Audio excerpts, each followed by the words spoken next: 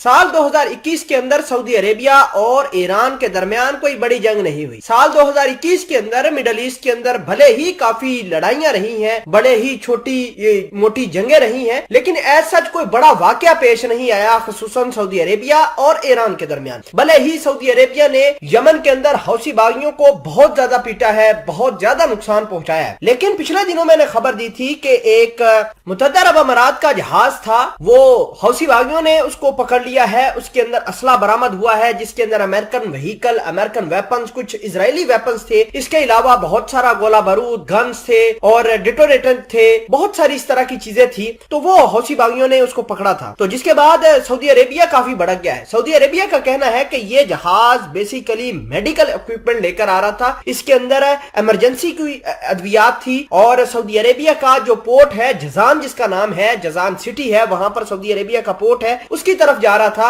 और international water के अंदर था कि हौसी बागियों ने ईरान की मदद से मिलकर जो है हमारे जहाज को पकड़ लिया है। ये मुत्तहदा अरब अमारात का जहाज नहीं बल्कि सऊदी अरेबिया का जहाज था। तो इस मामले के हवाले से सऊदी अरेबिया का रिएक्शन आया है, वो रिएक्शन आपके साथ शेयर करना है। छोटी सी गुजारिश है कि हसनात टीवी को सब्सक्राइब करें, हसनात टीवी की इस रिपोर्ट को आखिर तक देखिए ताकि आपको असल कहानी के बारे में अच्छे से मालूम हो पाए। सबसे पहले आपको ये बता देते हैं कि सऊदी अरेबिया ने अब यमनी हौसी बागियों पर हमले तेज कर दिए और सऊदी अरेबिया ने अमेरिका से मदद मांगी है कि मिडल ईस्ट के अंदर और अरेबियन सी के अंदर खसूसी तौर पर अमेरिका अपना गश्त बढ़ाए ताकि ईरान और हिजबुल्ला जो अपने हथियार लगातार हौसी बागियों को दे रहे हैं और हौसी बागी उन हथियारों का इस्तेमाल सऊदी अरेबिया पर कर रहे हैं, ये खत्म हो सके। नाज़रीन ग्रामी, ये जो जहाज हौसी बागियों ने पकड़ा है, इससे पहले अमेरिका की जो नेवी थी उन्होंने अरेबियन सी के अंदर कार्रवाई की थी और मछली वाले जहाज से बेशुमार असला गोला बारूद पकड़ा था।